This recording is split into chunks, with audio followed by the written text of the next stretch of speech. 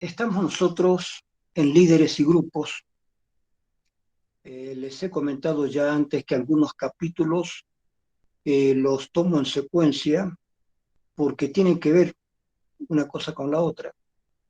En este caso, líderes y grupos son dos temas que van juntos en realidad, si bien son capítulos aparte, porque ya les dije, eventualmente puede haber un grupo sin líder, pero es imposible que haya un líder sin grupo, porque el liderazgo para ejercerlo se lo ejerce en grupo, en sociabilidad. Nadie puede ser un líder aislado, ¿no es cierto? ¿Qué hace un líder sin grupo? Así que el desarrollo del liderazgo implica obviamente una sociabilidad con un grupo. Ahora bien, no se olviden que las clases que yo les doy son clases de puntos fundamentales. En el libro van a encontrar más detalles de cada capítulo. Entonces, líderes, dijimos que hay dos clasificaciones. Hay una clasificación que me parece la más sensata todavía, es la que clasifica en líderes autoritarios, democráticos y laissez-faire, o digamos, un líder permisivo. Hemos visto que el líder autoritario es el líder que se impone, y se impone a través a veces de un subgrupo. Es decir, hay un grupo, cuando el grupo es relativamente grande, se forma un subgrupo que son las personas que están muy cerca del líder, y estas personas transmiten lo que el líder dice. Estas personas están atentas a ser como una especie de prolongación de la autoridad del líder. Entonces eso le permite al líder estar un poco más ausente, no estar directamente con el resto del grupo. Estos se forman grupos medianos o grandes, ¿no? Entonces en un grupo grande el líder está, como si dijéramos, un poco oculto, un poco lejos del resto del grupo. Y hay un subgrupo que son las personas que rodean al líder y transmiten sus órdenes. Cuando sucede esto, el líder puede tener más autoridad que cuando está solo.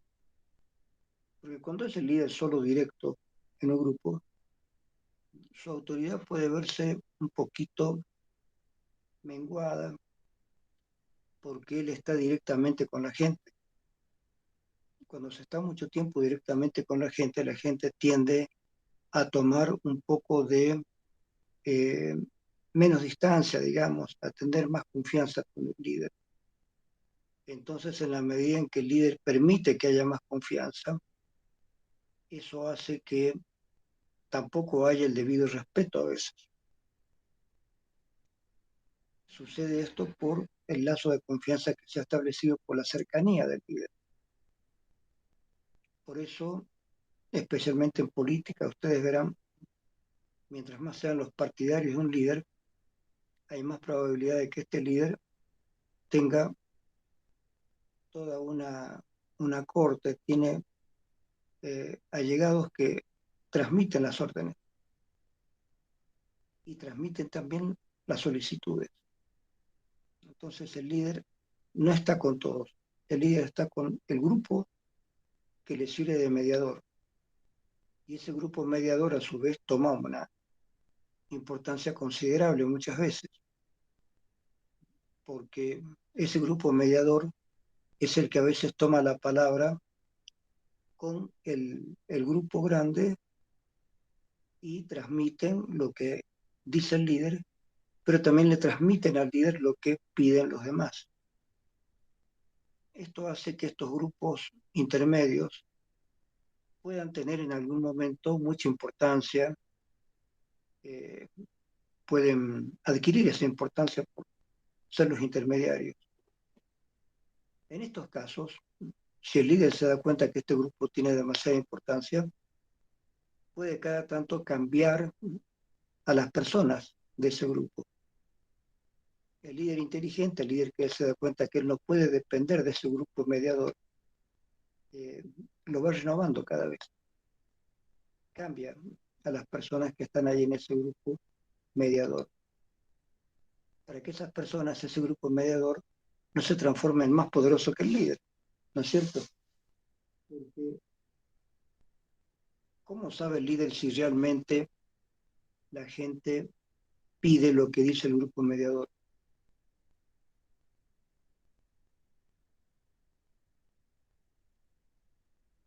¿Qué pasa si el grupo mediador dice, jefe, los nuestros están pidiendo que usted se decida acerca de cualquier cosa, digamos, que tome una decisión con respecto a tal cuestión y todos están esperando esa decisión? Entonces el líder lo piensa un poco y toma una decisión. Pero los líderes secundarios van y dicen, el líder ha dicho tal cosa. Entonces pueden ellos un poquito variar lo que realmente dijo el líder para ellos también sentir que tienen un poquito de poder. Cuando el líder logra darse cuenta de esto, tiene que inmediatamente cambiar a algunas personas de ese grupo mediador, porque ese grupo mediador es el que está tomando el verdadero liderazgo. Al no decirle al líder lo que realmente dice el resto del grupo y al no decirle al grupo cuál es la verdadera intención del líder.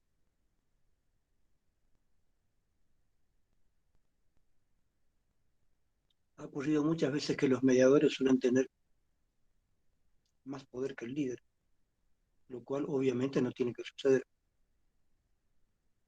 Ahora bien, hay líderes que se concentran en la tarea, no tienen mucha relación con el grupo, o en todo caso no están permanentemente con el grupo, casi dependiendo del grupo.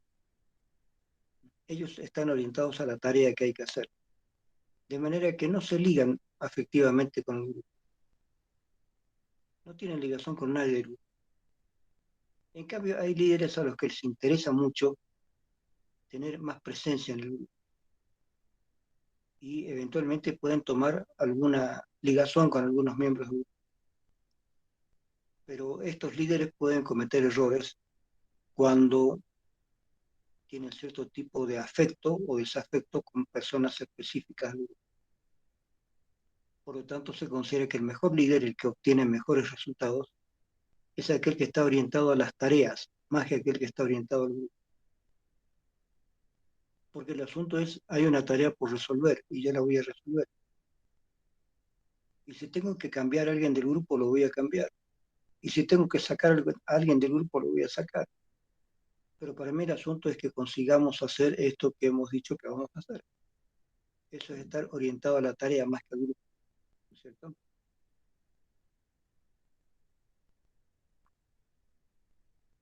Estos líderes orientados a la tarea son entonces los que consiguen mejores resultados. El líder, como les dije en otra clase, si bien podemos clasificar los liderazgos en líder autoritario, líder democrático, líder permisivo, eh, hemos dicho, lo repetimos ahora, que el verdadero líder tiene que ser capaz de tener las tres actitudes. Ser autoritario en momentos drásticos, en momentos de emergencia, donde ya no hay tiempo de discutir nada. Él toma una determinación, se arriesga, porque es un riesgo también. Entonces el líder en los momentos de urgencia se arriesga a tomar alguna medida. Ordena, cambia, hace lo que tiene que hacer. En momentos de relativamente paz, una cierta tranquilidad, no hay apuro, no hay emergencias, durante todo ese momento el líder puede ser un líder más democrático, puede hablar con los demás, conversar, dialogar, llegar a acuerdos, llegar a acuerdos, ¿no es cierto?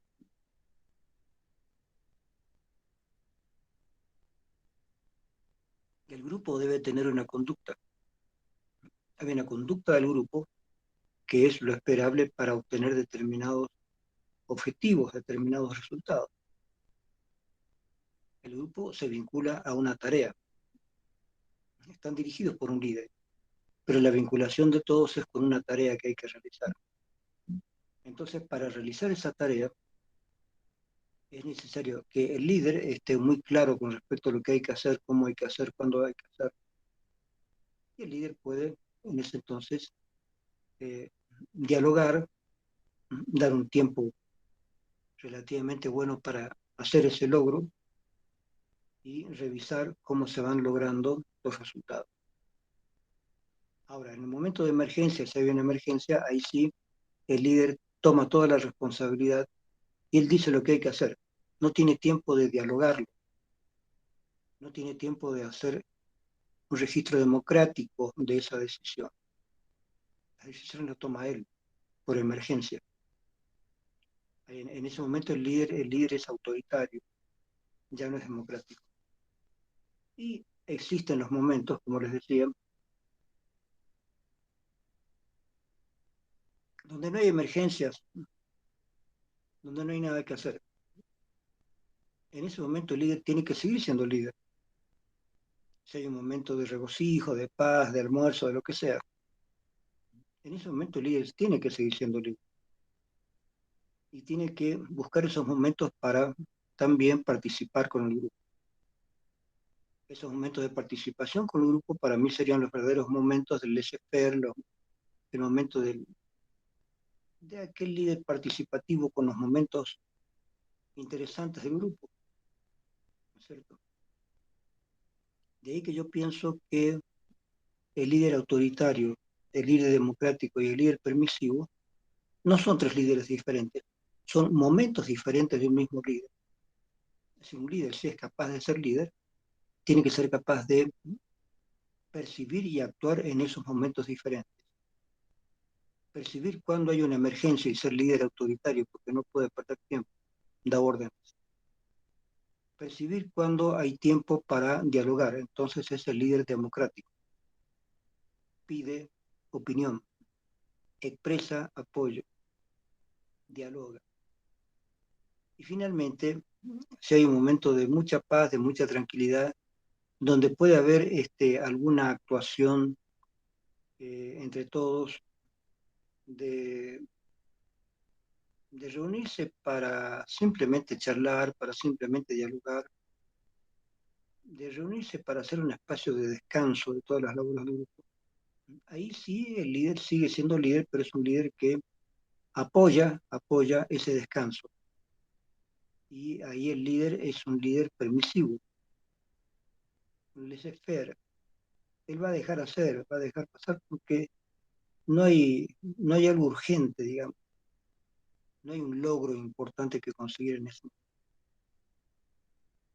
Ahora, bueno, según el libro, los líderes más objetivos son los que tienen mejores resultados. Es decir, aquellos que están preparados para mirar solamente el objetivo a lograr. No les interesa tener buenas o malas relaciones con el grupo. Les interesa lograr los objetivos, nada más. Y no pierde mucho tiempo estimulando al grupo o conociendo al grupo. No pierde tiempo con el grupo. Lo que quiere es hacer la tarea y nada más. Entonces, como él está muy atento a la tarea, no está atento a las particularidades de las personas.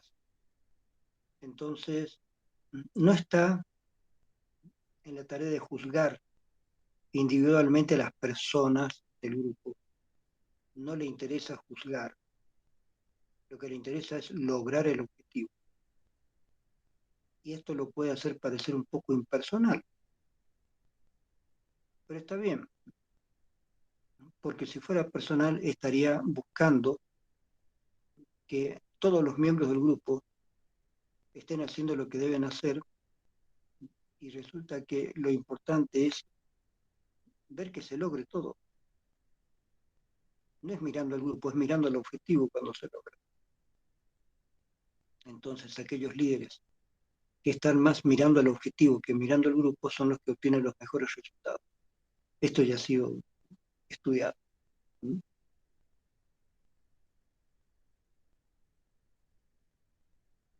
Es por eso que a veces cuando un grupo es relativamente grande, más de 100 personas, el líder suele tener estos líderes secundarios que le sirven de intermediarios,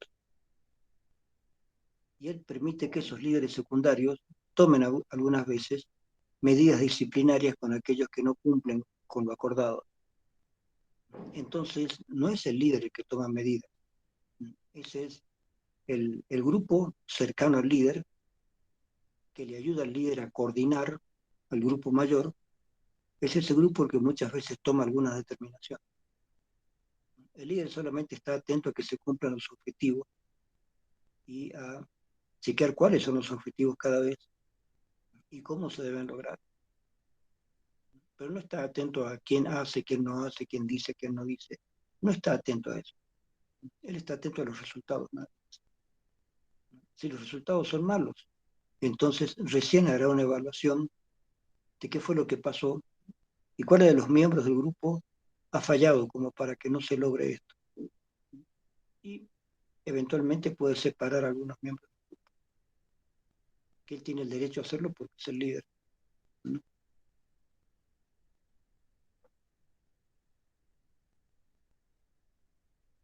Por otra parte,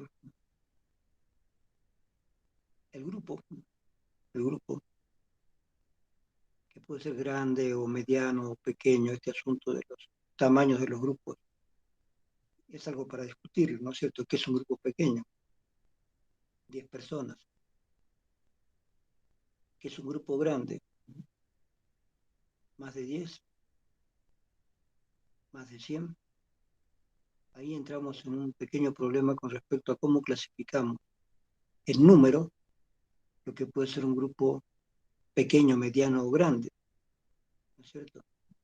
Digamos, un grupo pequeño de 10 personas, un grupo mediano podría ser 100 personas y un grupo grande podría ser mucho más de 100 personas. Esa podría ser una clasificación. Pero para otro, un grupo mediano puede ser 50 personas, digamos. Un grupo grande, 100 personas. Pensando que un grupo más grande ya no es posible manejarlo de manera directa.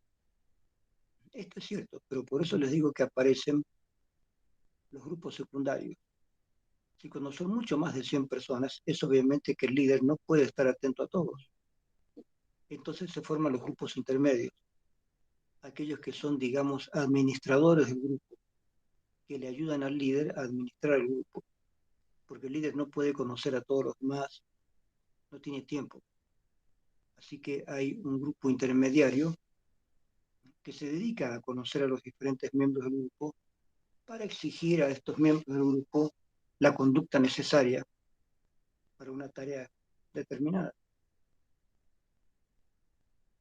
El problema en esto es que esos grupos intermediarios, como les dije antes, suelen tener mucho poder. Y se ha dado el caso de que estos grupos intermediarios tienen más poder que el mismo líder.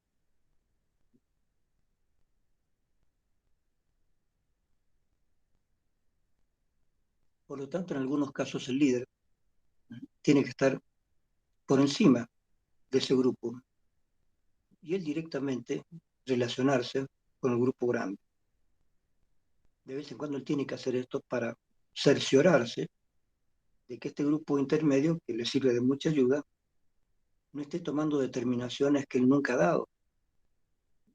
Entonces, el grupo intermediario no puede tomar determinaciones por encima del líder, que esto sucede muchas veces. No, dice el líder que no se puede hacer esto. Pero es mentira, el líder no ha dicho nada. Es esa persona que está en el grupo intermediario que de pronto se toma atribuciones que no tiene y de pronto quiere tener más poder que debería tener.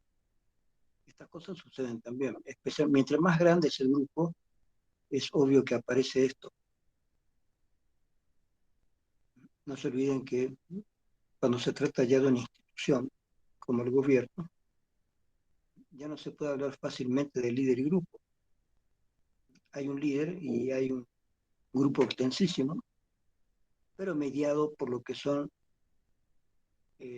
las partes en que se divide un gobierno, los ministerios, por ejemplo, Ministerio de Industria y Comercio, Ministerio de Salud, Ministerio de Trabajo, Ministerio de Educación, etcétera, etcétera. Cada ministerio tiene a su cargo un área del gobierno. Y esos ministros son a los que hay que llegar mucho antes de llegar al presidente. Usted tiene un problema económico, hable con el ministro de Economía, por último. Si es que te recibe el ministro de Economía. Pero si tú eres representante de una organización importante, puedes hablar con el ministro. No puedes ir a hablar directamente con el presidente, no te va a recibir. Tienes que hablar por lo menos con el ministro. Y el ministro te dirá si se pueden resolver las cosas. Entonces, un presidente generalmente es un líder que tiene contacto con sus ministros, pero no tiene contacto con la gente de la población. Esto hace que a veces muchos gobernantes ignoren qué es lo que la población necesita, ignoren qué es lo que la población espera de ese líder. Y hay líderes que quedan atrapados en la red de los sublíderes, que en este caso serían los ministros, que está cada cual dedicado a un área, ¿no es cierto? Y también de los otros sistemas, del sistema judicial, ¿no es cierto? Y el sistema legislativo.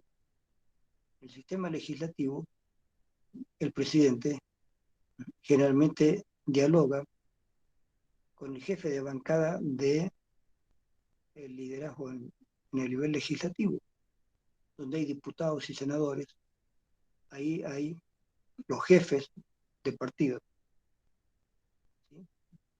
Digamos que el MIR estuviera en el poder como lo estuvo. Y entonces el jefe del MIR, el presidente, que es, como el presidente es el jefe del partido, él podría charlar con alguno de los líderes de senadores y diputados para saber cómo va esa área, qué está pasando ahí. Hablará con los ministros para todas las áreas de lo que es el Poder Ejecutivo. Y hablará de vez en cuando con alguno de los jueces para saber cómo va el Poder Judicial. Pero el presidente no puede tampoco alegremente a meterse a dar órdenes en el Poder Legislativo o en el Poder Judicial. Si así lo hiciera, ese presidente ya no es un presidente democrático. Está abarcando zonas que no le competen. Por lo tanto, se lo tilda de un presidente autoritario, ¿no es cierto? Y ese presidente autoritario puede tener mucho poder o ninguno, porque si se excede con su autoritarismo, los demás eh, lo van a sacar. ¿Sí?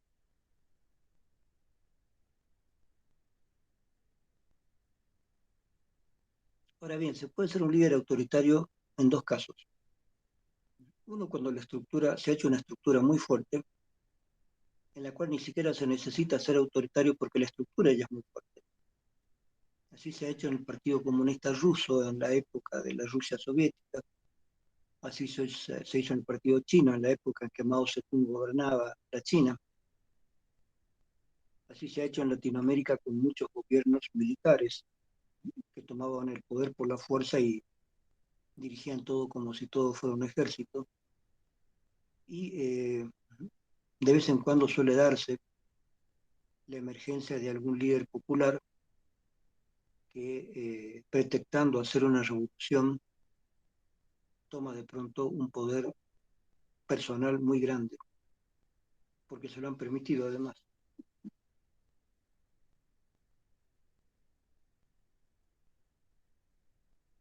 Las personas más peligrosas en un gobierno no son los líderes efectivos, no es el presidente o el vicepresidente, no son las personas más peligrosas, aún en un gobierno que puede ser restrictivo, un gobierno que puede ser bastante vertical. No, ahí, cuando hay todo este poder partidario, las personas peligrosas son los líderes secundarios del partido político al que pertenece el presidente. Supongamos, en Argentina el peronismo es el que ha ganado las elecciones, el presidente es peronista. Entonces, el peronismo como partido tiene mucha fuerza.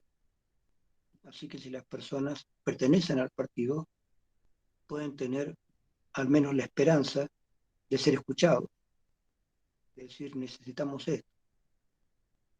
Porque si no pertenecen al partido, es posible que ni siquiera sean escuchados. Eso también sucede. Pero ahí los miembros del partido, los miembros oficiales, los que toman mucha importancia, esta gente es la que decide a veces cosas que ni el presidente sabe. Y ahí está la dificultad mayor. Mientras más grande sea un gobierno, el líder tiene más y menos poder. Tiene más poder porque en un gobierno muy grande, con mucha gente, con muchas cosas, dirigir todo eso es ser depositario de un poder muy grande. Pero al mismo tiempo, ese poder grande hace que hayan sublíderes también importantes, de manera que el líder principal no puede hacer todo lo que le da la gana. Entonces, aparte de los tres poderes, ¿no es cierto? El poder legislativo, el poder ejecutivo, el poder judicial, que ejerce un presidente democrático y de los cuales depende, en último caso, él depende mucho de quién dirige el poder legislativo o de quién dirige a la mayoría de los ministros o de quién dirige el poder judicial. Depende mucho de esas personas.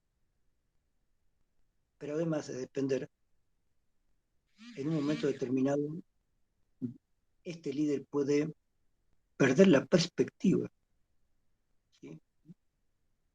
De un momento en que él no sabe cómo está funcionando el país. A ustedes les parecerá difícil creer esto, pero hay muchos líderes que se pierden. No entienden lo que está pasando, porque nadie se los dice.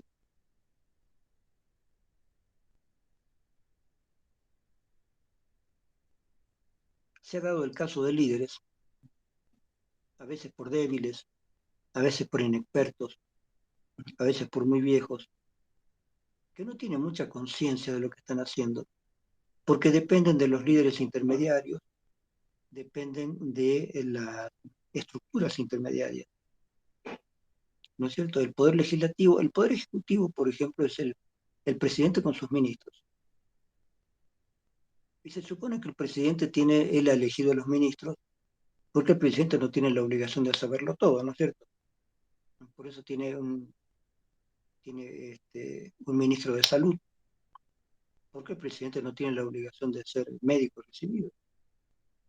Y por eso tiene también un ministro de deportes, y por eso tiene también un ministerio de economía. No debe ser economista el presidente necesariamente, etcétera, etcétera. Los diferentes ministerios son las formas en que se organiza un gobierno. Entonces el presidente a lo mejor no tiene la preparación académica para todos esos ministerios, pero sí debe tener una visión general de qué están haciendo los ministros y si lo están haciendo bien o mal. Entonces tiene que hacer consultas, preguntas, tiene que estar un poco enterado. Por eso la mayoría de los presidentes tiene un círculo muy pequeño de personas en las cuales él confía. Y esas personas son las que van, averiguan, eh, a veces dan resultados, a veces transmiten cuestiones que son decisiones del presidente. Así que en todos los casos, eh, el presidente debe estar muy atento a los líderes intermediarios. Los gobernadores también son líderes intermediarios.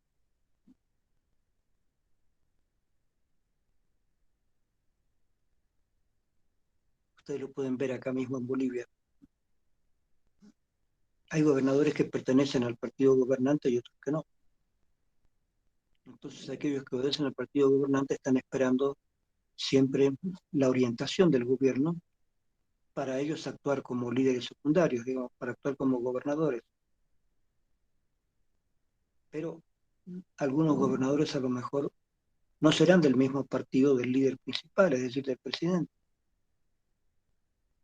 Por lo tanto, el presidente debe tener presente qué cosas le puede exigir a su líder, qué cosas un presidente puede exigirle al gobernador. Le puede exigir aquellas cosas que según la constitución política del Estado dice que las personas deben hacer. Hay cuestiones que son órdenes que vienen directamente para mejorar el país. Y también el presidente puede aceptar o no aceptar algunas decisiones que tomen los gobernadores. Ahora, si los gobernadores toman decisiones favorables a su región, es difícil negar eso, es difícil poner trabas a eso. Un presidente que ponga trabas a un gobernador cuando el gobernador quiere hacer algo bueno por su región, este presidente se vería en muchos problemas porque tendría el rechazo de la población de ese lugar por el presidente no impulsar o no permitir el avance de esa región a partir de lo que piensan la población y los gobernantes de allí. Referidos a Bolivia, por ejemplo. En Bolivia podemos pensar que el gobernador de Santa Cruz no necesariamente se identifica con el gobierno. Y él sabe qué cosas necesita Santa Cruz para su desarrollo. Entonces hablará con el gobierno para decir, necesitamos dinero para esto, esto y esto. Y el gobierno les dará o no les dará. Eso también depende del presidente.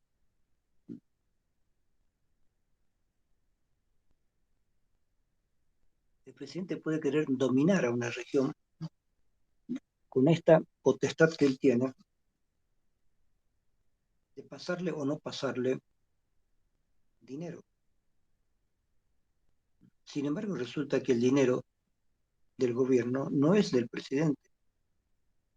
El presidente no es dueño de nada, ¿sí? No es dueño del gobierno siquiera. Y está bien, el presidente es presidente, preside. Se posesiona de qué? Del cargo, pero no del país. No puede decir este país es mío, no. Puede decir yo pertenezco a este país. No puede decir este país es mío solamente porque es el presidente. Entonces el presidente necesita dialogar con aquellas personas que están en áreas diferentes, ya sea con los ministros, ya sea con los gobernadores. Entonces el presidente tiene mucha gente intermediaria que se aplica realmente a gobernar el país. En la parte práctica no es el presidente el que gobierna el país, son los ministros o son los gobernadores de provincia o prefectos, ¿cierto? Esta gente es la que maneja el poder efectivo, son los que hacen las cosas. El presidente solamente tiene que saber qué está pasando y dirigir una política global. Si es la Argentina, bueno, ¿hacia dónde queremos que vaya la Argentina? Y todo presidente, especialmente cuando es un país relativamente grande, debe esperar también que haya oposición. Y de vez en cuando él tiene que escuchar a la oposición. La oposición le dice al presidente, usted está cometiendo estos errores, presidente, esto y esto. Y el presidente tiene que saber escuchar, porque a veces su misma gente no le hace ver los errores que se están cometiendo. Así que el presidente tiene que escuchar, debe tener esa inteligencia, esa lógica de saber que es importante escuchar. El presidente, en general, cuando un líder no escucha, puede cometer errores graves que van a terminar con su liderazgo. Hay que saber escuchar, hay que saber escuchar. El líder, por más pequeño que sea, tiene que saber escuchar. Y si es necesario, hablar con las personas que hay que hablar. Por ejemplo, acá en San Simón, eh, una de los liderazgos más relativamente simples, yo diría, relativamente, es el director de carrera. Un liderazgo un poco más complejo es el de decano, especialmente en facultades como humanidades, que antes tenía solamente 3 carreras, que que se llamaban pedagogía, idiomas y psicología. Esos eran sus nombres. Con el tiempo, pedagogía se transformó en ciencias de la educación. Con el tiempo también, idioma se transformó en una carrera un poco más compleja, ¿no es cierto? Carrera de lingüística aplicada a los problemas de la lengua, etcétera, etcétera. Psicología sigue siendo psicología. Pero además se han ido agregando más carreras. Carrera de trabajo social, carrera de comunicación social, carrera de música, carrera de deportes. Y se ha ido complejizando cada vez más nuestra facultad. Entonces, ser director de carrera exige hoy en día un mayor entrenamiento que antes porque cada vez hay más burocracia. En algún momento les contaré de esto, no ahora porque no podemos referirnos demasiado a este tema, pero la burocracia es el hecho de tener que hacer demasiado trámite para las cosas. Habría que parar la burocracia en esta universidad, es demasiado, demasiado. Entonces, el director lo primero que va a chocar es que se tiene que encontrar con la burocracia universitaria. Pero el que va a tener más problemas es el decano, porque si nosotros seguimos poniendo más carreras dentro de nuestra facultad, hacerse cargo de dirigir todas esas carreras es cada vez más complicado, especialmente para la persona que tiene el cargo de la dirección académica, director o director académico, porque el director académico tiene que ver con todos los papeles legales uh, que son necesarios para que esa carrera funcione. Y si hay 3 carreras, bueno, pero si hay 6 carreras y si hay 10 carreras, bueno, ya se hace algo muy complicado. La Facultad de Tecnología, por ejemplo, tiene muchas carreras y debe ser relativamente complicado, pienso, ser director de una carrera como tecnología o economía. O últimamente humanidades, porque humanidades, como les digo, se ha ido complejizando más con más carreras. Entonces ahí tienen la progresiva complejidad de un liderazgo. Yo he sido varias veces director de carrera, pero ya no quiero ser más porque además sé que si fuera director de carrera otra vez, me encontraría con muchas cosas nuevas que se han ido agregando en el tiempo y que muchas de ellas yo pienso que son inútiles, que son una pérdida de tiempo bastante grande. Y sé que voy a ser capaz de discutir en la DPA o con el rector acerca de la demasiada burocracia. La burocracia excesiva aplasta a cualquier líder. Una forma en que un líder no puede ejercer bien su liderazgo es cuando ese liderazgo está sometido a lo que llamamos burocracia. La palabra burocracia literalmente significa el gobierno de los escritorios. Biro en francés significa escritorio. Y kratos es gobierno, la palabra que proviene del griego. Entonces la burocracia es el gobierno de los escritorios. Se le llama así porque hay escritorios donde hay jefes o secretarios o secretarias que van haciendo la vida más difícil para la institución porque muchas veces piden cosas que son innecesarias. Y se hace todo innecesario porque en la medida en que la burocracia aumenta, en la medida en que hay más personas dedicadas supuestamente a dirigir todas estas cuestiones que necesita la institución se vuelve cada vez más complicada. Pero la cuestión es que la mayoría de las instituciones no necesariamente deberían tener tantos empleados. No es cierto que se necesiten tanta gente, tantas divisiones, tantos departamentos. Les aseguro que no es cierto. No es cierto. En Latinoamérica se multiplican los cargos.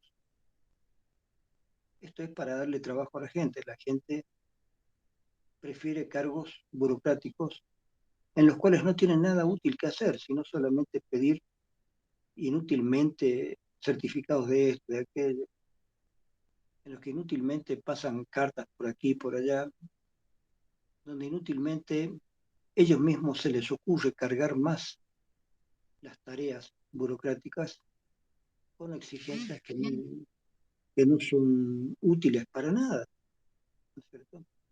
No son útiles para nada. Estas cuestiones en realidad, algunas están explicadas en el libro y otras ustedes las tienen que saber porque ustedes viven en un país, vivimos en un país latinoamericano. Los países latinoamericanos son los que se han burocratizado más, estúpidamente, porque nosotros no tenemos realmente el progreso necesario como para que justifique tanta burocracia, ¿sí? Burocracia significa tener muchos escritorios, es decir, tener una parte administrativa muy grande. Tienes que pasar un papel por acá y por la otra oficina y la otra oficina y el otro escritorio y el otro escritorio, para que al final de toda esa vuelta por muchos escritorios obtengas un certificado X que te sirve para X cuestión. Y si tienes que hacer otra vez, es necesario otro certificado, otra vez, pasar por todos los canales de distribución de poder para que pongan un sello y que ese, ese trámite continúe. Entonces la complicación de los trámites es nada más que para darle trabajo a un montón de personas estúpidas que están ahí sellando algo, dejando pasar o no dejando pasar el trámite. Estamos envueltos en eso. Hoy en día los trámites deberían ser muy sencillos, todos por internet. El trámite debería durar no más de 5 minutos y no durar horas o durar días o semanas, meses. Entonces la cuestión esta de la burocracia, que en el libro está apenas explicado, porque en Estados Unidos no tienen tanta burocracia como en nuestro país. En Latinoamérica la burocracia es espantosa, porque como Latinoamérica es una región pobre, una de las formas de darle trabajo a la gente es crear puestos de trabajo que no sirven para nada, pero a los simpatizantes del presidente de ese momento se les va a dar trabajo así. Mira, te voy a dar trabajo en el ministerio tal, o en el colegio tal, o en el lugar tal. Entonces le da trabajo y sabe que por haberle dado ese trabajo esa persona tiene que votar por él después. Eh, pero esto es una barbaridad porque todas las estructuras de gobierno, o de las universidades, o de los lugares donde hay dependencias ministeriales, se llenan de escritorios, de secretarias, de trabajo que no sirve, simplemente para darle trabajo a esa gente que no tiene trabajo y no tiene otra cosa que hacer. Entonces se inventan sellos, se inventan papeles, se inventan requisitos que no son necesarios. Y en Latinoamérica estamos muy metidos con esta cuestión de la burocracia. La burocracia retarda realmente la eficiencia de un lugar, la eficiencia de una alcaldía, de una gobernación, la eficiencia de un ministerio. Dependen a veces de toda esa carga burocrática que se la debería suprimir. Como les digo, ya desde ahora y hacia un próximo futuro, todos los trámites deben hacerse por internet y los debe hacer el mismo interesado. El mismo interesado puede, con su computadora, hacer con determinado programa una solicitud para X cosa y le envía con la misma máquina y después le llegará la respuesta y su certificación. Y ahí terminaría el trámite. Es decir, las máquinas se tienen que encargar de todo esto, no las personas. Porque si no hay un secretario del secretario del secretario del secretario y no se termina más. 10.000 papeles, 10.000 horas de trabajo para qué, para nada, para nada. Y a veces los mismos líderes no pueden superar este tipo de cuestiones. No se puede.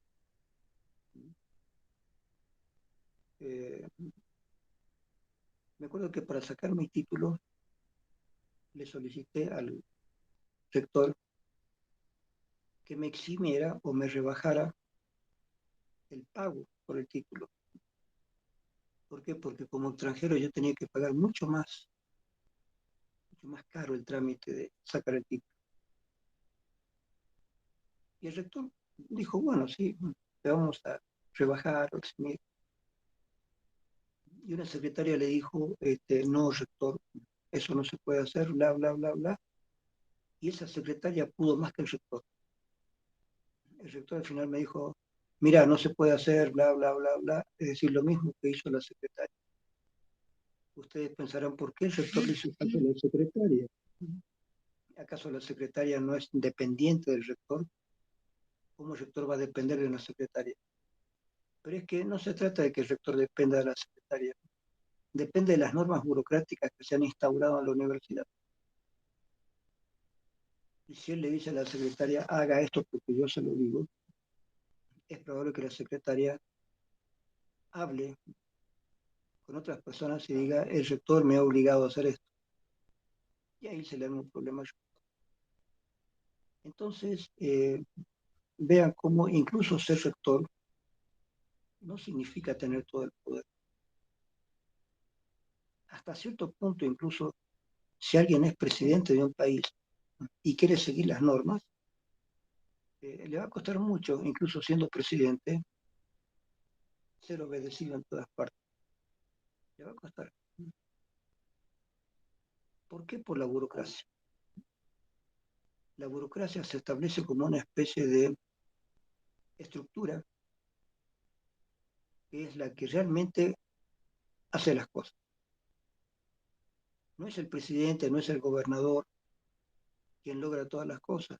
Es la estructura burocrática contra la cual a veces no pueden luchar ni el presidente, ni el rector, ni el gerente o el gobernador. Entonces, esa estructura burocrática, una vez que se establece, es muy difícil romperla, sacarla, porque si uno saca esa estructura, de pronto hay un montón de documentos que ya no se van a producir. Entonces, lo primero que hay que hacer es decir, bueno, esta documentación es importante y esta no. A partir de hoy, esta clase de documentos ya no serán necesarios. Esto y esto. Pedíamos eso, ya no lo vamos a pedir más.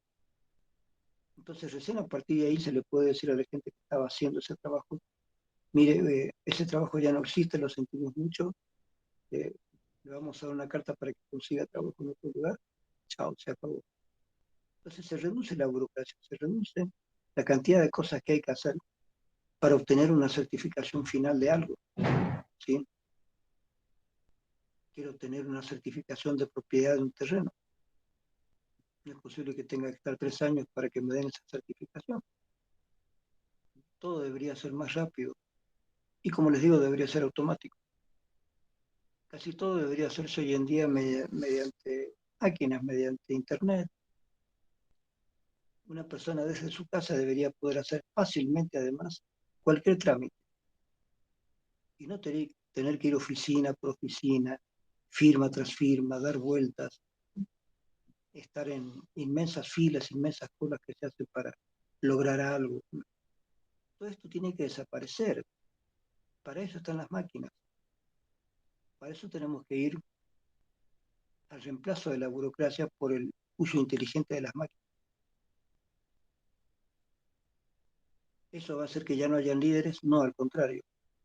Eso va a hacer que los líderes estén menos frenados por el poder burocrático, pero no menos frenados para ser un líder autoritario, no, sino para ser un líder más cercano a la función que realmente tiene que hacer, que es dirigir y llevar adelante el país, o en el caso de un gobernador, dirigir y llevar adelante su región, ¿no es cierto?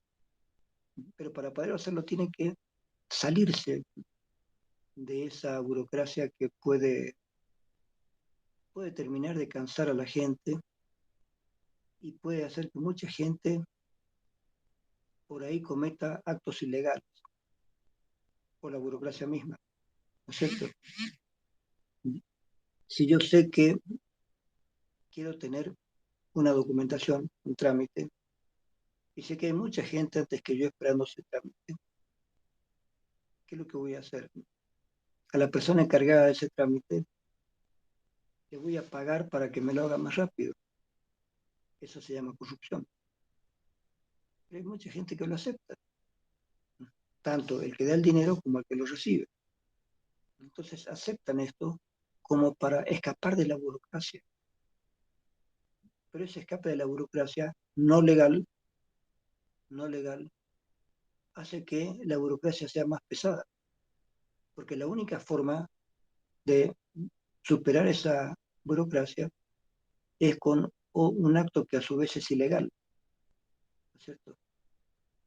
Le podemos llamar la coima, le podemos llamar como ustedes quieran, pero es una corrupción donde le pago a alguien para que haga mi trámite más rápido. Pero lo primero que hay que preguntarse es si ese trámite realmente es necesario.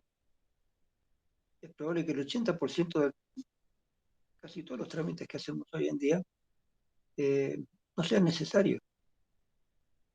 El 80% de las cosas que hacemos como obligatorias no son obligatorias. Pero no se le dice a nadie, ojo, esto no es obligatorio. Si quiere no lo presente y chao. No se le avisa a las personas. Y las personas creen que muchas cosas son obligatorias y tienen que hacerlas. Y no les dicen nada para que paguen además por eso. Así que estas cuestiones también están implicadas, ¿sí? Quiero que las tengan en cuenta.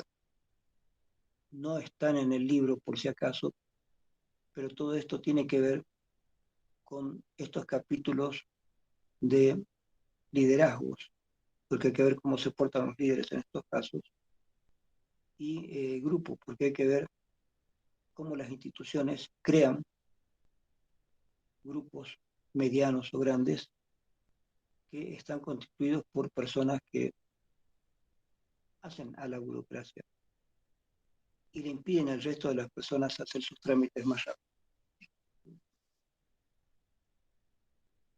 Es decir, hay grupos buenos y grupos malos. Los grupos buenos son aquellos que ayudan a la gente que pertenece al grupo. Los grupos malos son aquellas personas que ponen dificultades y se agrupan. El grupo de las secretarias, el grupo de directivos, bla, bla, bla. Hay grupos que comparten cierta forma de ser, cierta forma de actuar. Y habría que atacar esos grupos en realidad cuando algo no se hace bien. Digo atacar en el sentido de hacerse cargo, ¿no es cierto? No en el sentido de hacer daño, sino solamente de hacerse cargo. Entonces decimos, hay que atacar este problema. Así que en los capítulos de líderes y grupos, acuérdense que levemente está indicado acá, pero hay que buscar en otros lugares todo este problema de la burocracia, porque la burocracia es capaz de reventar a cualquier líder y a cualquier grupo, ¿no es cierto? La burocracia es un mal necesario, pero fíjense que ya con el Internet, con las computadoras, esto ya no debería existir. Existe porque los gobiernos le dan trabajo a mucha gente con este trabajo burocrático. Hay 5 personas que no tienen dónde trabajar y el partido gobernante, para que ellos voten por el partido gobernante, les da trabajo. Pero ¿cómo se los da? En una institución como la universidad, por ejemplo, la universidad es una institución pública, pero económicamente depende del gobierno. Entonces el gobierno dice, van a ir 5 personas para buscar un trabajo, denles un trabajo de lo que sea. Entonces a veces hay que inventarse un trabajo para esas personas que vienen ya directamente dirigidas por el presidente o por alguna persona de mucha autoridad. Entonces en la universidad se crean trabajos innecesarios que aumentan la burocracia. En muchas instituciones hay trabajos totalmente innecesarios, pero están hechos para tener una burocracia, es decir, tener personas que están dedicadas a, digamos, controlar cada vez más el transcurso de un trámite. Estas personas en realidad son negativas, porque lo único que están haciendo es complicar un proceso en lugar de ahorrarse partes del proceso. Así que, bueno, esto es parte de cómo se gobierna un grupo y cómo se gobierna un país. Tengamos en cuenta, por otro lado, que el tipo de liderazgo que toma en cuenta Lindgren es un poquito complicado en el sentido en que tiene una clasificación puramente descriptiva, ¿no es cierto? Por ejemplo, ¿cuál es la diferencia entre el líder ideológico, el líder político, el líder que dirige la política, este, el líder efectivo? Hay muchos líderes, pero ¿qué hacemos si Lindgren apunta a que hay varios liderazgos, que cada cual es líder en su área? Entonces podríamos pensar que todos los ministros son líderes, ¿sí? ¿Cierto? Tienen un área que es una subdivisión del gobierno y en esa área él es competente. Ministro de Economía, por ejemplo. Los más importantes en cualquier país, especialmente en Latinoamérica, son el ministro de Economía, el ministro de Educación y el ministro de Salud. ¿Sí? Un país no puede funcionar bien si no tiene dinero. Entonces, el ministro de Economía o el ministro de Finanzas son ministros muy importantes.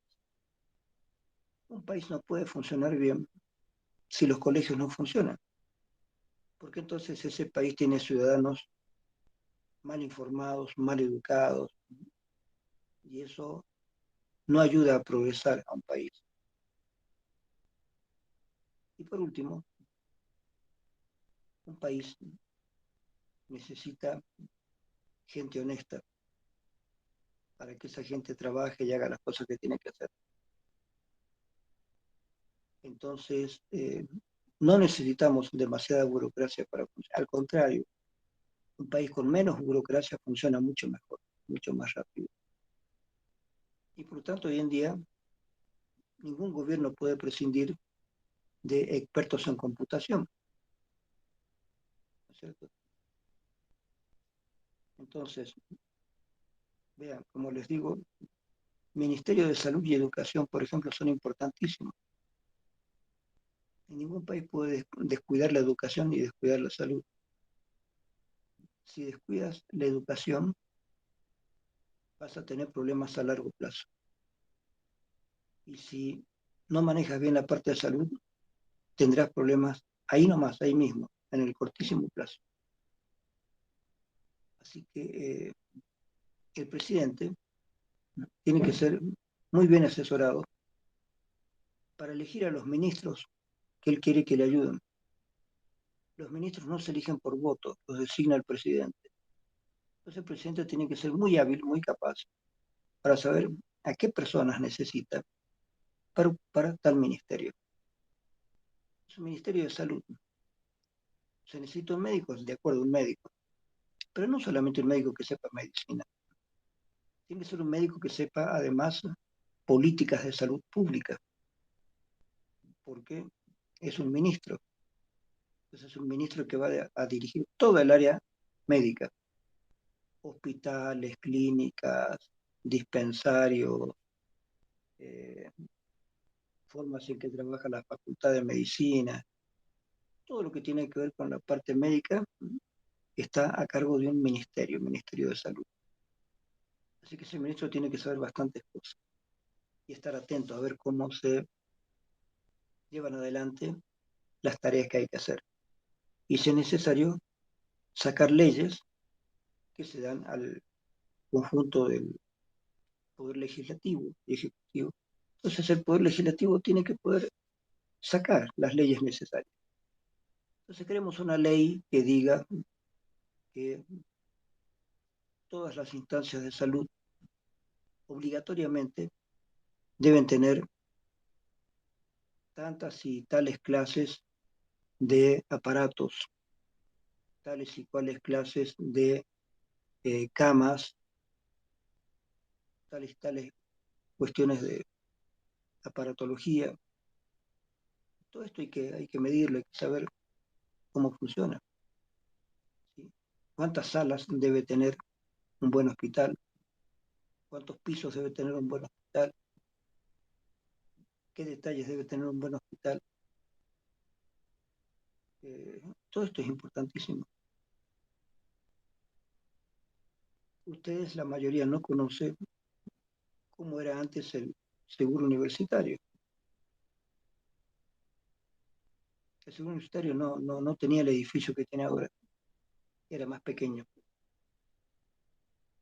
No sabemos si el hecho de que fuera más pequeño hacía que trabajara mejor o peor. Eso habría que analizarlo con cuidado. Pero se ha hecho un esfuerzo para hacer un edificio grande y para que haya entonces más espacio y más comodidad para que trabajen los especialistas. Sin embargo, parece que las salas, hasta donde yo he visto, siguen siendo las mismas de antes, la mayoría, las salas de internación. Y se espera que cada vez mejoren la compra de aparatos necesarios para hacer diagnósticos, ¿no es cierto? Sería muy difícil que una clínica de la importancia de la clínica del seguro universitario no tenga un buen aparato de rayos X, por ejemplo. Debe tenerlo. Debe tener los aparatos mejores posibles de última generación. Si no los tiene es porque el gobierno no ha dado el dinero suficiente para que funcione mejor ese lugar, porque estos lugares no funcionan con dinero de las personas que pertenecen al seguro, sino con dinero del gobierno central. Entonces el gobierno central tiene que hacerse cargo de hospitales, de muchos centros de salud, ¿sí? Hacerse cargo de todo lo que es salud, que es complejo, y hacerse cargo de todo lo que es educación, primaria y secundaria, que también es bastante complejo. Con esos dos rubros, cualquier gobernante tiene bastante para hacer, nada más que con esos dos. Pero esos dos dependen de otro que es el Ministerio de Economía, porque si hay que pagar sueldos, hay que pagar insumos, hay que darle dinero a todos los hospitales oficiales del gobierno, mucho dinero para equipos, para pagar electricidad, para pagar personal de limpieza, para pagar las ampliaciones de esos locales, etcétera, etcétera. Entonces se van a dar cuenta que cualquier gobierno necesita tener millones y millones de bolivianos para poder hacer todo lo que hay que hacer. Si la educación y la salud son gratuitas en Bolivia, quiere decir que todos los hospitales o sanatorios o lo que sea del gobierno deben trabajar bien para la gente que no tiene plata. Y deben trabajar bien y eso que significa gastar mucho en personal cada mes, en electricidad cada mes, en agua potable cada mes, etcétera, etcétera, etcétera. El gobierno tiene que hacerse cargo de esos gastos. Y de, por supuesto, los sueldos cada mes de todo el personal. Entonces ahí hay un gasto. El gasto de salud es un gasto grande. El gasto de educación también es otro gasto grande. No se olviden que las universidades, nosotros en la universidad, dependemos del gobierno. Somos autónomos en las cuestiones académicas. Esa autonomía se logró hace mucho tiempo en Argentina y ahí se extendió por toda Latinoamérica. Pero el hecho de ser autónomos significa que nosotros podemos darnos un gobierno a nosotros mismos y nosotros mismos tenemos el derecho de establecer qué carreras, qué materias, etcétera. Pero no somos independientes porque no producimos dinero nosotros, solamente el gobierno le da dinero a la universidad. Y la universidad, para más o menos producir un poco de dinero propio, le cobra a veces a los docentes por trámites que no tienen ningún sentido, solamente para sacar plata, y a los estudiantes les cobra bastante dinero por sacar su título, o no sé si todavía lo harán, por sacar el título oficial de bachillerato en la universidad. Entonces, con este tipo de cuestiones, la universidad trata de tener un poco de dinero propio, ¿no es cierto? Y el resto del dinero, la partida grande para sueldos y gastos generales, depende del gobierno. El gobierno tiene que enviar el dinero suficiente para pagar a los docentes y a los administrativos y pagar los gastos que haya que pagar. Igual en los hospitales públicos, tarde o temprano el gobierno tiene que dotarlos de equipos para rayos X, equipos para tomografía, en fin, todo el equipamiento posible que pueda necesitar un hospital, una clínica, que dependen del Estado.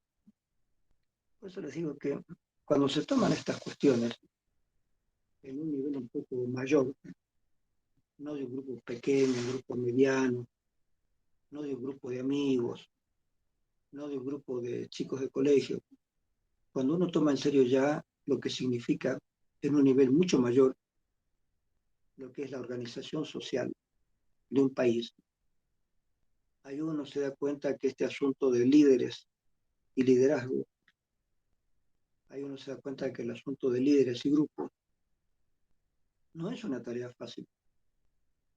Y analizar esto es muy importante para saber cómo se puede obtener la máxima eficiencia de un trabajo de grupo y de un trabajo de líder. Y ahí que los psicólogos sociales son muy importantes. ¿Sí? En este país no se le da mucha importancia a la psicología en general, pero la psicología poco a poco se va imponiendo. Es decir, se supone que la gente del gobierno o la gente que trabaja en instituciones privadas se va dando cuenta cada vez más y mejor de cuál es el papel del psicólogo, ya sea del psicólogo clínico o del psicólogo social, del psicólogo educativo. Poco a poco la sociedad va captando por dónde viene la importancia de estas profesiones. Un psicólogo social va a ayudar a resolver problemas sociales que siempre van a haber en toda organización, sea privada o sea del gobierno. En cualquier caso, las dificultades de organización son grandes. Hay que ver quién depende de quién le da órdenes a quién, cómo se organiza un grupo para hacer tal tarea, ¿no es cierto? Porque en el libro muchas veces hay ejemplos, pero a veces son ejemplos de jóvenes que toman una tarea, etcétera, etcétera. Pero los ejemplos mayores son ya de gobiernos, de instituciones, y ahí los problemas son serios.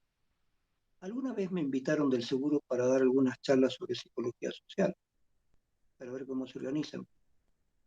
Después me dijeron que no, que gracias, pero parece que había alguien ahí en el seguro a quien yo no le caía muy simpático, entonces dijeron, no, no quiero que ese señor venga aquí a hablar. Y me dijeron que no. No sé cuál sería esta persona, pero a lo mejor esa persona no me quería porque yo algunas veces he protestado contra ciertas normas burocráticas del seguro, eh, y he protestado, sigo protestando, porque no hay un buen trato a los alumnos en el seguro. Los alumnos tienen pocas, pocas perspectivas, digamos, de tener una atención completa en el seguro. A la mayoría de los chicos les dan algunas, algunos servicios, no todos. Claro, si pensamos que son muchísimos los alumnos de San Simón, pensamos que, claro, tiene que haber una prudencia en el seguro de no ofrecer tanta cosa, porque tendría que hacerse cargo semanalmente de más de 100.000 personas, y que es imposible, colapsaría el seguro. Entonces el seguro le da algunos insumos, algunas cuestiones a los estudiantes, pero le da más a los docentes. Los docentes tenemos un rubro más grande de servicios y de profesionales. Aún así, aún así hay que ver que los momentos en que este seguro ha caído en la burocracia, que a lo mejor no se ha trabajado muy bien. Por lo general se trabaja bien. Y en especial, a ver, yo recuerdo una persona amiga que tengo, un médico amigo, que alguna vez él fue el que dirigió el seguro. Y durante la dirección de él, todas las cosas funcionaron muy bien, muy bien. No había una burocracia excesiva, había control de gastos, había control de los medicamentos. No se pueden perder los medicamentos, ¿no es cierto? Podríamos pensar que a lo mejor alguna enfermera o alguien por ahí cerró algunos medicamentos. Si eso sucede, habría que investigar. A ver. ¿Y quién investiga a quién? No es fácil la tarea. Entonces, todo esto que pertenece ya más a lo que podríamos llamar psicología institucional, tiene que ver con la psicología social en el sentido de cómo se trabajan las instituciones. Y ahí esta cuestión de líderes y grupos es muy importante también. Ser director del seguro, por ejemplo, hay dos directoras, hay un director médico y un gerente médico y un gerente administrativo. El gerente administrativo se encarga de toda la parte económica. El gerente médico se encarga de toda la organización médica del seguro. Eh, Eventualmente pueden haber discusiones entre estos dos gerentes, pero es importante gerenciar bien. Es importante gerenciar bien. ¿Qué significa? Que el gerente debe estar atento a cualquier problema, a cualquier duda, a cualquier queja que haya. Los pacientes tienen derecho a quejarse. Por ejemplo, cuando uno ha estado internado ahí y deja, te hacen pasar un cuestionario para ver si las enfermeras te han atendido bien, si han estado bien las cosas en esto, en esto, en esto, en esto. Y tú puedes llenar, puedes decir que no te han tratado bien, puedes quejarte específicamente de algo. Y todo eso lo tiene que llegar al gerente que gerencia la forma en que trabaja el seguro. Aparte del gerente que se encarga de lo económico. Cómo recibe dinero el seguro, qué hace con ese dinero, cómo se distribuye. Pero el gerente de, del funcionamiento del seguro es el que está encargado de ver que las personas que trabajan ahí tomen su responsabilidad y que traten de dejar bien al seguro. De que las personas digan, me han atendido ahí, me han atendido muy bien, me ha ayudado a superar tales y cuales problemas. Y no se olviden que, de todos modos, el seguro cuenta con el dinero que va a venir del gobierno. Al fin y al cabo, ¿quién paga a los docentes? El gobierno. ¿Quién paga a los administrativos que trabajan en la universidad? El gobierno. ¿Quién le paga a las autoridades? El gobierno. ¿Quién le paga el seguro universitario? El gobierno. De manera que dirigir un país con muchos servicios como estos significa tener que manejar obligatoriamente una enorme cantidad de dinero para dar estos servicios. El gas a domicilio es un buen servicio. La electricidad es un buen servicio. ¿Se dan cuenta? Entonces todo esto configura un tremendo gasto. Y ahí es que hay que ver cómo funcionan los líderes. Porque si hablamos, obviamente, de un líder de grupo, ¿no es cierto? Ustedes, por ejemplo, tienen que formar grupos para hacer su trabajo práctico final. Entonces se organizan en grupo. Yo les he dicho el número ideal de un grupo son 7 personas. Pueden ser 8, pueden ser 6. Pero ustedes tienen que organizarse el grupo y el líder de ese grupo tiene que lograr que ustedes elaboren como grupo un trabajo que sea importante, que sea lindo, que sea interesante y que esté bien hecho y bien expuesto además. Entonces yo tengo que calificar el trabajo escrito que ustedes presentan y tengo que calificar la defensa de ese trabajo que ustedes van a hacer. Esta es una tarea, está bien. Ustedes tienen tareas que cumplir hasta recibirse y tienen que hacer cada vez tareas mejores, más grandes, de mayor responsabilidad. Y cuando sean profesionales, ya a lo mejor si trabajan para una institución tendrán que hacer tareas también, tareas importantes. Pero teóricamente hablando, todas las personas de este mundo debemos hacer alguna tarea. Alguna tarea hay que hacer siempre. Dedicarse a su trabajo, aunque sea un artista de cine, es hacer una tarea. Es una persona que se decidió por una profesión o por una actividad que le va a dar dinero, pero siempre y cuando esta persona trabaje con responsabilidad en esa área que le toca.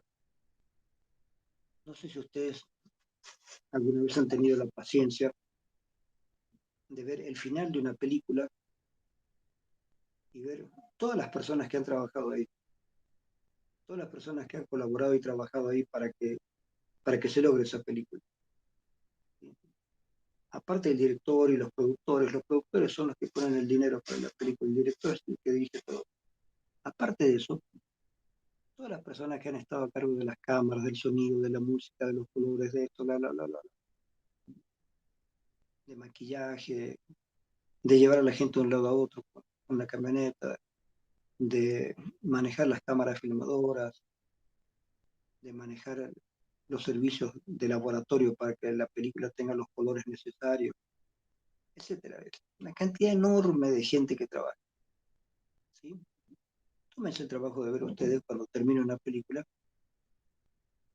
todos los nombres que aparecen ahí, no porque ustedes los conozcan, sino porque ustedes vean cuánta gente hoy en día es necesaria para hacer una buena película. Y como en Estados Unidos, que Estados Unidos ya ha hecho una industria del cine, le dan tanta importancia a toda la gente que ha trabajado. Antes no te ponían los nombres de toda la gente, te ponían los nombres de algunas personas principales que eran los jefes de sección, digamos. Pero ahora te ponen todo, toda la gente que ha colaborado en la película. Por eso es una lista muy larga, ¿no es cierto? Y la lista, lo único que se requiere de esa lista es que las personas que han trabajado ahí, aunque solamente hayan prestado su camión para llevar las cámaras, lo que sea, todas esas personas que están ahí significa que han trabajado para esa película. Y todas esas personas deben tener alguna ganancia. Hay que pagarles a todas esas personas. Salvo que hayan personas que hayan ofrecido gratuitamente su trabajo, su colaboración. Pero a todas esas personas hay que pagarles. Equipazos enormes, un montón de gente. 200, 300 personas para hacer una película. Eh, Eso significa que el director, el que se hace cargo de la dirección de la película, y los productores, que son los que se hacen cargo del financiamiento de la película, deben trabajar coordinadamente. ¿Y eso qué significa? Que para que la película no salga demasiado cara, ellos tienen que ver en qué tiempo la van a producir. Mientras más tiempo pasa, más cara es la película, porque mientras más tiempo pasa, le tienen que seguir pagando a las personas que trabajan ahí. El iluminador, el maquillista, qué sé yo, los camarógrafos, los iluminadores, los actores mismos. Entonces todo el mundo va a ganar dinero. Por eso es caro hacer una película. Pero tienen que hacerlo a una velocidad increíble porque tiempo que se pierde es dinero que se pierde. Esto se entiende bien. Eventualmente pueden haber películas hechas con un presupuesto mucho más económico, películas casi de aficionados, que a veces resultan muy buenas.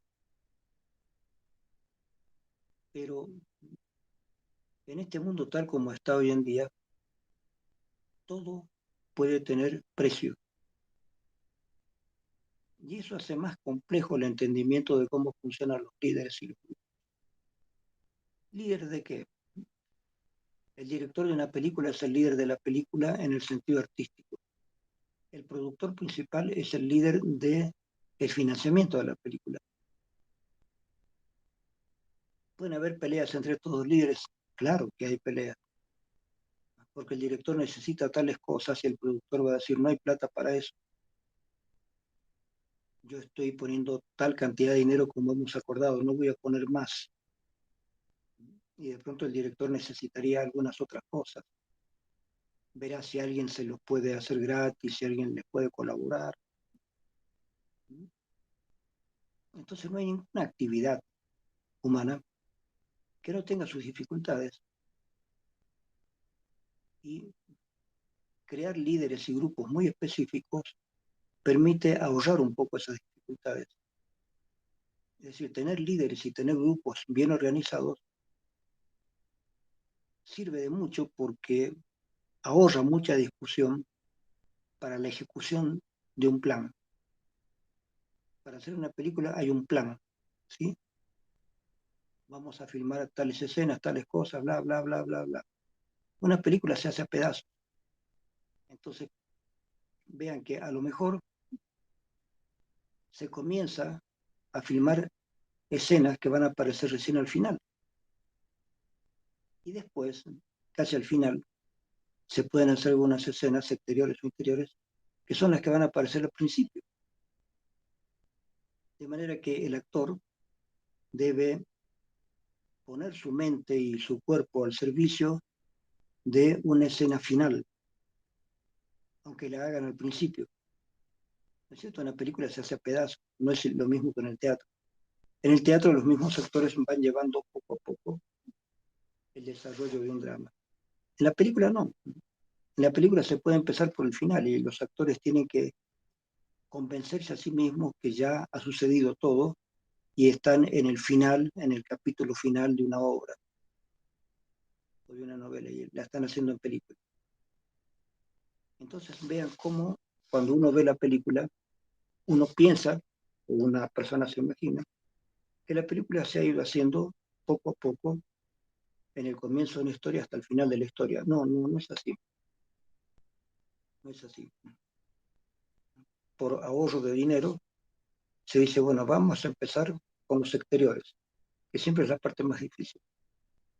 Entonces, hay escenas finales que es un exterior, pero tienen que empezar con esas escenas. Porque el exterior es lo más caro, trabajar así. Cuando se ha terminado con eso, entonces sí van al estudio. En el estudio pueden estar más tiempo, pueden darse el lujo de repetir escenas, cosa que no pueden darse el lujo en el exterior porque es más complicado. Los actores entonces tienen que acostumbrarse a concentrarse en cada escena, porque como les digo, es posible a lo mejor que empiecen filmando la parte del final. Así que los actores deben imaginarse el final de la película para el tipo de rostro, el tipo de actitudes que deben tener. Y a lo mejor al final de la filmación están filmando el principio, cómo va a comenzar la película. De manera que se filma así de a pedazos en diferentes momentos. Y después esos pedazos se unen. El director tiene que darle un orden a todo eso para que sea convincente, para que nos convenzan de que están contando una historia. Todos los trabajos tienen sus bemoles, sus problemas, pero algo que ayuda es la organización social. Líderes y grupos entonces es importante porque no hay nada que se pueda hacer si no hay líderes y grupos ordenados. Tiene que haber un líder y un grupo organizado. para que algo, cualquier tarea, tarea artística, tarea del gobierno, tarea de la universidad, para que cualquier tarea pueda resultar bien. No pueden haber formas caóticas de sociedad para hacer algo. Tiene que haber una cosa ordenada. Y una forma de orden es tener un líder y tener un grupo. Y el grupo tiene que hacer caso de lo que dice el líder. Punto. Así es como se organiza la sociedad. ¿Sí? Entonces, lean chicos este capítulo de líderes y grupos. Son capítulos diferentes, pero ustedes se van a dar cuenta en el libro que son capítulos diferentes, pero yo quiero que los estudien juntos. ¿Sí? Todo lo que tiene que ver con cuestiones culturales y niveles sociales, clases sociales, son dos capítulos, por ejemplo, diferentes que yo quiero que los estudien juntos. Y líderes y grupos también, son dos capítulos diferentes, pero yo quiero que los estudien juntos, porque están en estrecha relación. ¿Listo? Nos vemos, chicos. Gracias, chau, chau. Gracias, Lice.